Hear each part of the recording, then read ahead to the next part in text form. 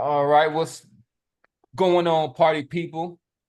Thank you for popping in on another episode of Pop Talk. This is your man, Professor Nims. I'm joined with Coach Dave, Huh? the Casual Rand, What up, though? and Boston Jarrett, Peace. and we make up the Pundits of Pugilism.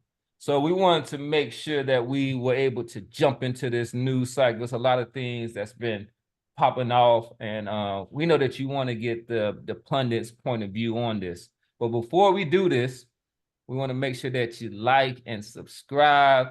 We getting those subscribers up, and we want to continue to do that because that's going to increase our capacity to be able to bring you more and more content.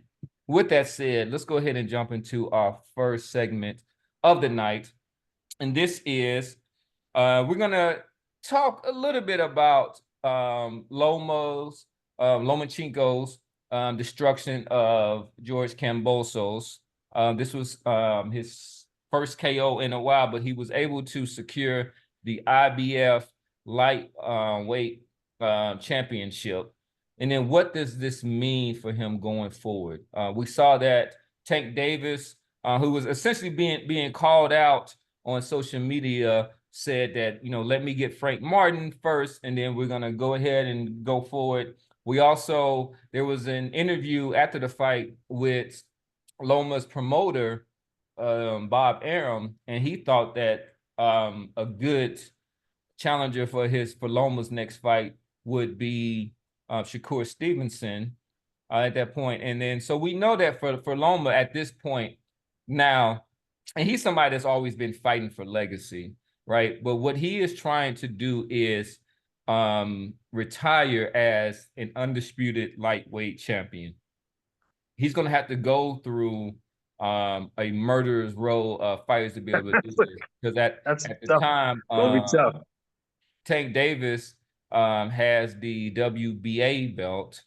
Shakur Stevenson has the WBO. No, the WBC.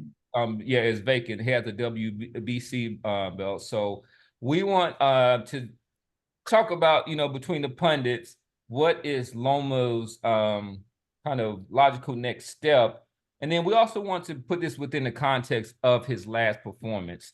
So I'm gonna start with Coach Dave and just talk a little bit about how you thought Loma looked within his last fight, but I want to do it within the context of how that performance will project against the other champions within his weight division. Yeah. Nah, man, I was proud of Lomo. And I think, it just shows his heart and determination, man.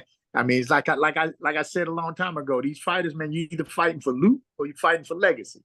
And you hit it on the head, Cam, when you just said this guy is fighting for legacy, man. This is something that he want to do. So I think that performance that he did was a realization of, you know what? I understand and I realize my time is limited. So I don't really have no time to mess around. I got to get it. I got to be on point, and I got to do it. So come hell or high waters, how difficult the roles might be, I'm coming at it and I'm putting it all out there. And I think he's going to really come at it wholeheartedly, no matter who he's fighting. Now, as it relates to that mountain he might have to climb. Hey, he got an uphill climb, man, and I would absolutely make, if possible, out of between Tank and Shakur. I tell you straight up, I'd be going at Shakur first.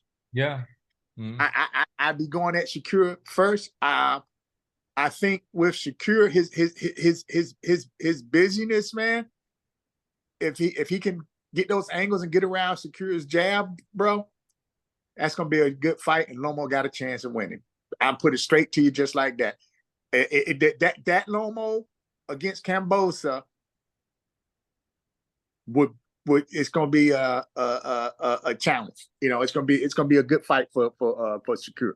It is. I mean, we're talking about all three of those contenders, all right, are really slick southpaws, but with very distinctly different styles right now, which make this even more compelling in a sense. But Boston Jerry, so do you think that Lomachenko, did he look like the old Loma? Or did he, or did he kind of look like an old Lomachenko? I did. The only thing I will say, I thought it was a very good performance. I thought that he was focused. He was, he stuck to the plan, and we want to acknowledge he was the first person to stop George Kambosos, and this is somebody who fought Haney twice and fought Teofimo Lopez. I did see a point, even though he dominated, where I thought Loma did slow down a little bit in those kind of maybe like between rounds like 7 like to 11 or whatnot. Do you think this was a vintage performance by him? He looked good to me. I mean, he won every second of every single round. I don't think there was any round that I could have possibly scored for Kambosos. I mean, he looked sharp. Timing was there. The angles were there. The foot speed was there. So I don't see any evidence of any slippage. No, this is a guy. Now, he was fighting a guy in Kambosos who, was a solid fighter, right? But not really a world beater. I still think that he kind of caught Teofimo Lopez on an off night. He's been called a one-hit wonder by certain people. I think that's a pretty accurate description of him.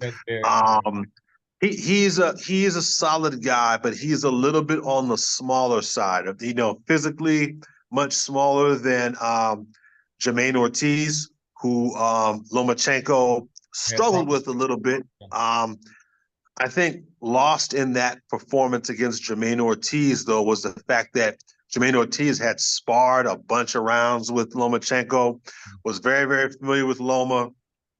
And that obviously played a factor in the performance. But no, he looked good to me. He looked sharp. So when he goes in there and gets stopped against either Tank or Shakur, and I think there's a very, very good chance that he gets stopped against both of those guys. Yeah, definitely against Tank, and I would pick Shakur to stop Lomachenko also. I expect the objective and rational boxing fans out there to give both of those guys 100% credit for stopping this guy. He is every bit as sharp as Terrence Crawford is at 36 years old. I think they're about the same age. I think Crawford and Lomachenko are probably almost identical in age. And both of them continue to they both look sharp. They both haven't really shown much signs of slippage. Go ahead. What were you gonna say, Dave? No, I mean, I just want to get your take on like what makes you so definitive of that Shakur would absolutely stop him. I understand the size stuff, but I'm looking at, Loma ain't gonna be just kind of there for Shakur to. Yeah, he isn't. But you know what? Whenever Lomachenko has fought guys with good foot speed, Teofimo was able to pivot with him. And when he repositions himself, Tim Bradley calls it getting to the weak side. Shakur Stevenson is a southpaw, so getting to that weak side on Shakur Stevenson is not going to be as effective as it is against an orthodox fighter. 1, 2, Shakur Stevenson has got all the foot speed and timing in the world. When he gets around and tries to pivot, Shakur is just going to turn right with him. And as soon as he gets his feet set to land, Shakur is going to be happy to throw with him. I don't think Shakur is going to be bothered by his speed or even less so by his power. Shakur Stevenson also, like Jermaine Ortiz, has sparred a lot of rounds with Lomachenko, and he's got that familiarity. It's not going to take him 3, 4, 5 rounds to get familiar. We also see Loma, when fighting those bigger, stronger, sharper guys, his output drops. We saw it against Teofimo Lopez, which is why he lost that fight. He didn't start throwing punches till the last 4 rounds of the fight. We saw it against Jermaine Ortiz. And we saw it to a lesser degree against Devin Haney. I don't think he was as worried about Devin Haney's power as he was Jermaine Ortiz, and certainly not Teofimo Lopez. And so, yeah, the Tank fight maybe is a little bit more interesting because Tank doesn't throw as many punches as Shakur, but that fight will end much more violently and much more abruptly than the Shakur. I would expect Shakur, that fight to end with a flurry of punches over, over a series of a longer period of time. Whereas Tank is going to catch this guy one time with the right shot, and I think it's nap time. Nap time for Teofimo. For Basile, he's done well for a guy who's fighting, to me, well outside of his natural weight. Yeah, I think he's a featherweight, 120. Yeah, and you can see it. The reach isn't there. He's able to compensate for that with a lot of foot speed and timing.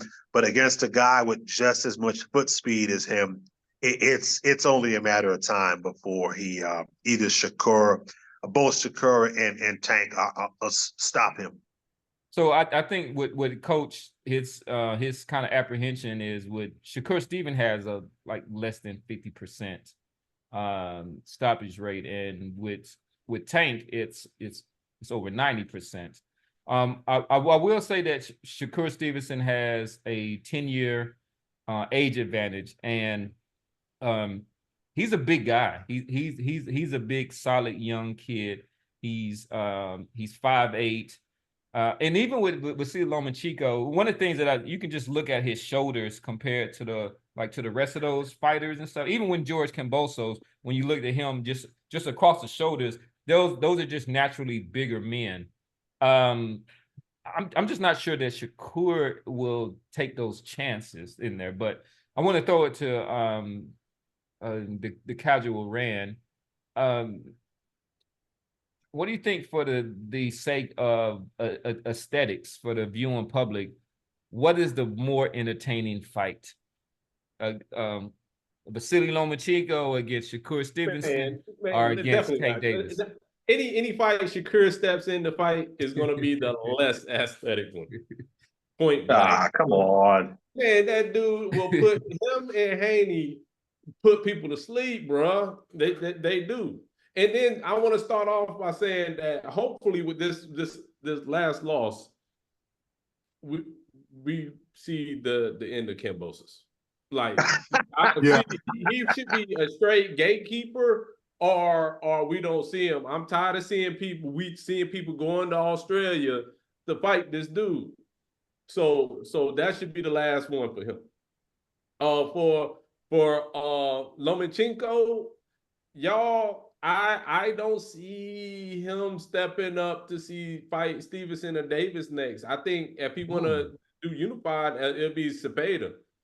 I would say Zepeda, Lomachenko for the vacant WBO would probably be easier to make than the Davis or Stevenson, especially like you said, man. Lomachenko getting long in the tooth.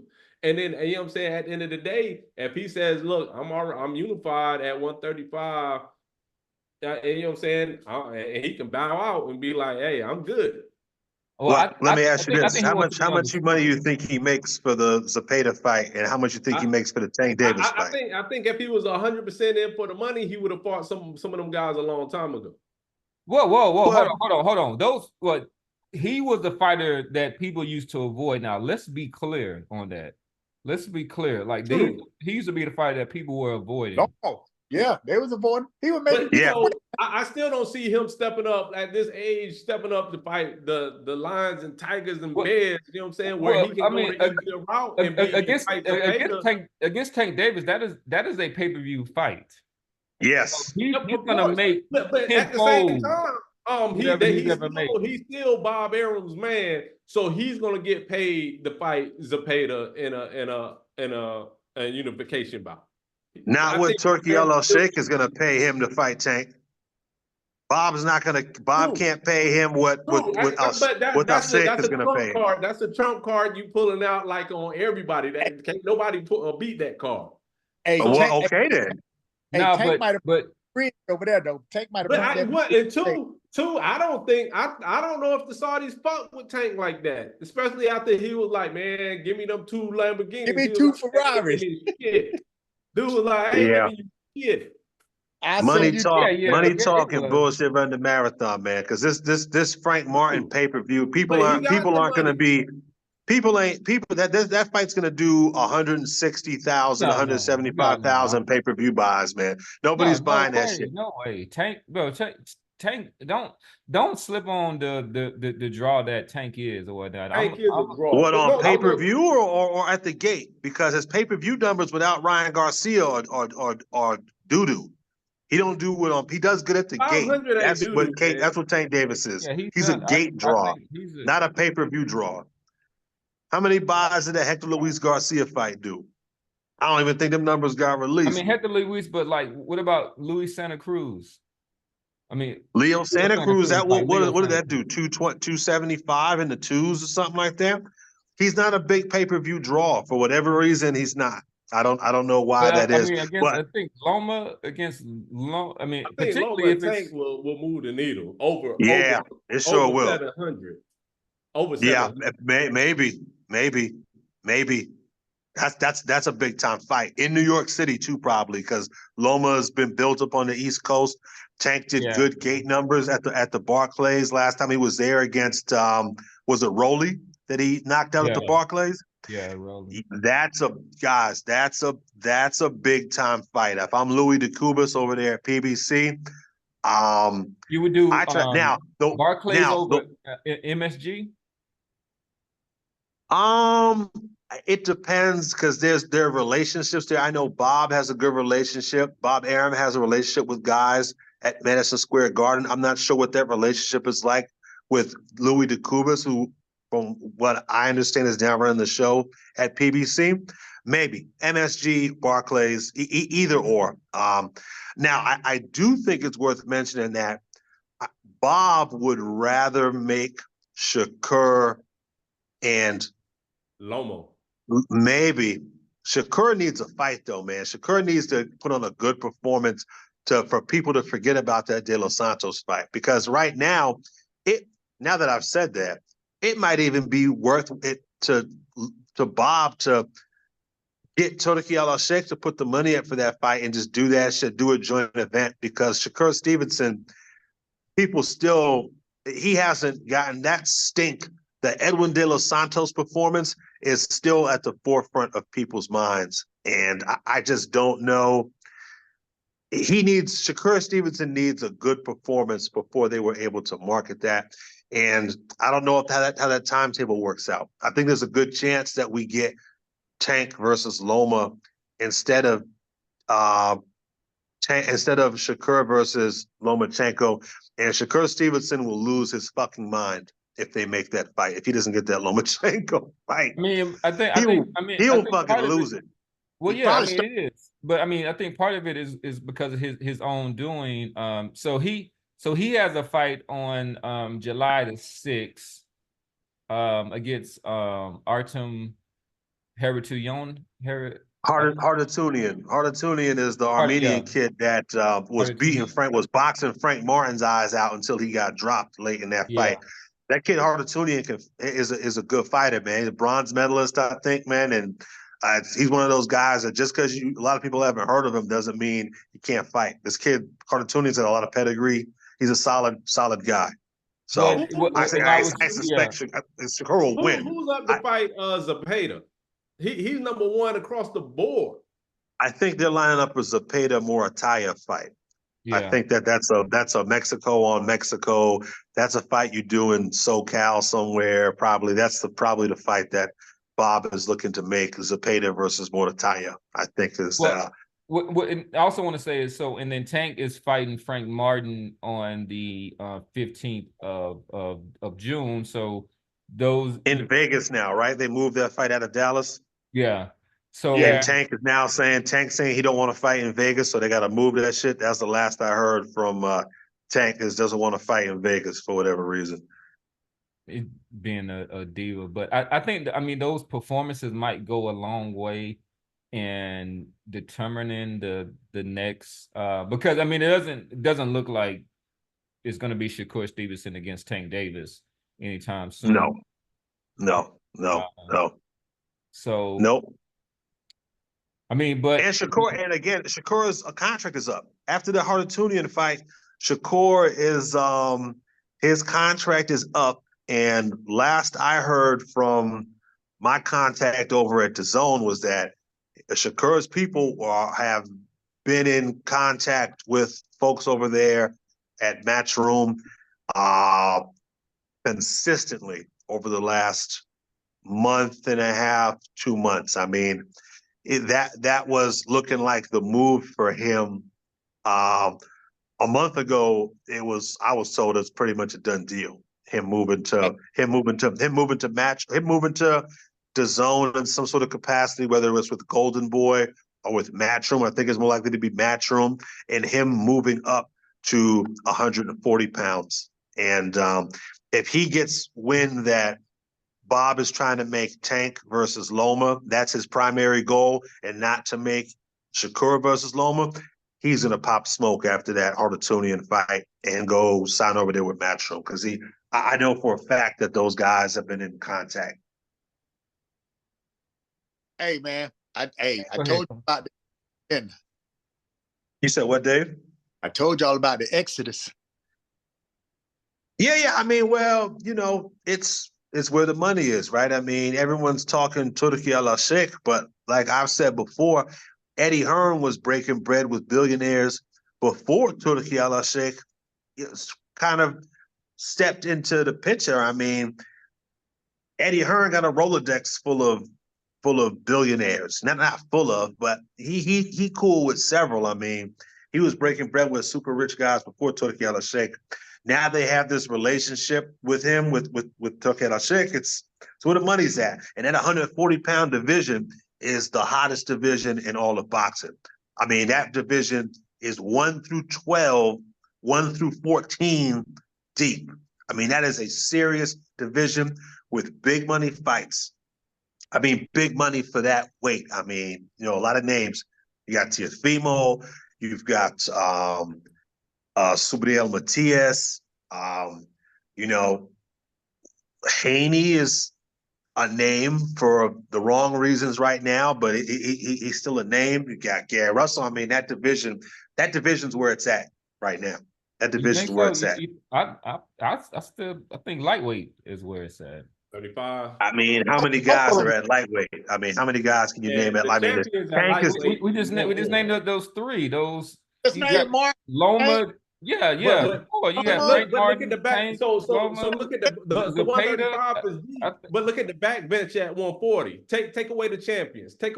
You still got Russell. You got Sandor Martin, Catterall. Prograis still there. These are all those names. You take away the top. I mean, those are all like B level. All the ones that we just named, Loma, Shakur Stevenson, I said take away and the Tank champions. Davis. Take away the champions.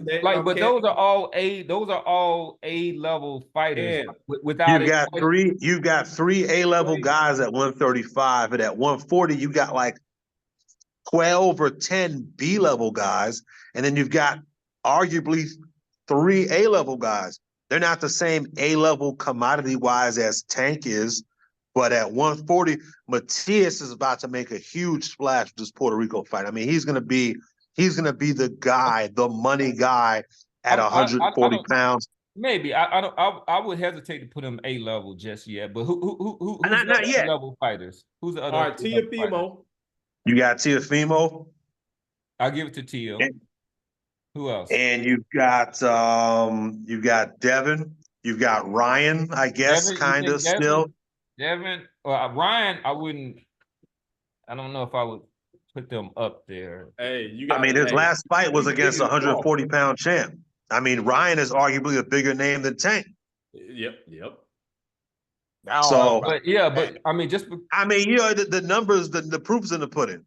I mean, I know you like Tank. I know you like Tank, Dave. But I mean, he got stopped by Tank. I mean, so that's I get it. That's I the get it, proof. but Tank, you look at Tank's pay-per-view numbers without Ryan Garcia, and they're significantly Yeah, but I mean, less. we can also look at Jake Paul's pay-per-view numbers. And ain't nobody just like this is a different era. Cam, Like these are But like Ryan is fighting legit champions. Ryan is fighting legitimate champions in at 140 pounds. Jake Paul is not fighting Hey, anybody look, of note. semantics, man. We put value on what we want to put value on when it turns calls a big fight. This guy getting paid to do big fighter. One guy was just straight whooping ass, big fighter. Tank whooped his ass. So yeah, I'm not arguing that Tank whipped his ass. I'm arguing that who's the more valuable boxing commodity, and I think we can argue that Ryan Garcia is at least equivalent to, if not more than, he's worth more than Tank right now at this time as far as a commodity. I mean, I don't want to get bogged down on that. We were supposed to be talking about Loma and Tank, but Ryan, hate him, love him, indifferent, man. He's, yeah, but I mean, he was what everybody's talking about. But like, let's be clear on. I mean, I want whatever that between popularity and then quality of fighter, because at one point, Arturo Gatti was more popular and sold more than Floyd Mayweather. But like, let's be clear, like we know who is the quality fighter between those two. Yeah, that was never my argument, was who was the better fighter. I was just gonna say who the money guy is at the division. I mean, no, I like that, Jared. Commodity versus quality, and then that does the kind of no different over legacy. So I like that, Jared. Commodity over quality. So I got it. I'm with you. But to go back to the original argument, you know what I'm saying? Like, y'all keep saying Tank. And then like Garcia wasn't even the top 5 of the 140s. So the argument, we still say the 140 still have more legitimate star power than the 135. Now I wouldn't say. Go ahead, Yeah, Dave. I don't. I mean, just more heavy hitter, more. It's deeper. It's a deeper division. It's deeper. I don't know if it has star quality, but I'm saying it's a deeper bench than 135. 135. I mean, the champions of both. You take out the Teofimos, you take out the Tank, the Stevens, and look at like the 1 through 5 in each division. I think 140 has more. 140 is deep, man. That you still got the kid. Who was the kid that boxed Arnold Barboza's face off, man? That kid can fight. He came out of fucking nowhere. The guy McCumbee, yeah. that guy McCumbee can really box, man. And look, Barboza is food, right? But he was a guy. He was a name in the division until McCumbee exposed him. You got Jose Ramirez, who is on the lower level, but Jose Ramirez, people come out to see Jose Ramirez. I mean, it's a deep. If you're a promoter and you've got the majority of the inventory at 140 pounds, the way Eddie Hearn does, I mean, you're licking your chops. I mean, there are so many intriguing matchups to make at 140 pounds, whether it's as a main event or you're trying to bolster another card with an undercard. I mean, there's just so many fights. We got kind of off on a tangent. We're supposed to be talking about Tank versus Loma. We are, but I mean, it's a worthy argument. I mean, I would still give. We haven't even talked about people like Keyshawn Davis, who is the star, but it's like in no man's land. It might be a little bit top heavy, but I still think the star quality is gonna still. I would give it a notch over 140 pounds. But Keyshawn Davis was last seen calling out Teofimo Lopez, who's a 100-pound champ. He was, but I think that he know where the money's at. He might be. It's a term that the kids say, it's clout chasing, and at the same time, it's just like, if you like, why is he doing that when you got people like Tank, Frank Martin, and Shakur Stevenson right in your weight division? Like, why? Because he got Floyd Schofield, and he got Floyd Schofield on his ass. Yeah. He got Floyd Schofield on his ass, and I don't know if they want them problems, because that kid Schofield can fight. That's And another one. he That's can what I'm saying. he That's, can derail that gravy train. All them kids. Schofield is gigantic. I don't know how this kid makes 135 pounds. Same with Keyshawn Davis. This time next year, these guys, Schofield and Keyshawn Davis, both will have 1 or 2 fights at 140 pounds. They're not hanging around down there. They're not. They just the opportunities aren't there. There's a ton of fights to be made at 140 pounds. A Yeah. ton. Schofield is huge and he's young too. I mean, these are all, he's 21 years old. So, but I think we need to kind of go, but I think it's a kind of a good way to definitely end this in the segment. But there is a lot of promising fights on the horizon. And I am, for one, intrigued to kind of see what the last chapter of Lomachenko's career is going to be. I think he's going to go for it. I'm not sure if he's gonna actually get, because he was very emotional after this fight, but particularly after losing that fight to Devin Haney, and you can really see how much that meant to him to not be able to capture that undisputed belt. But we'll see. It's gonna be interesting. I'll say that. But does anybody else want to have any closing words before we wrap up this segment? All right, we'll sign off and we will pop back in for another popping episode. Happening.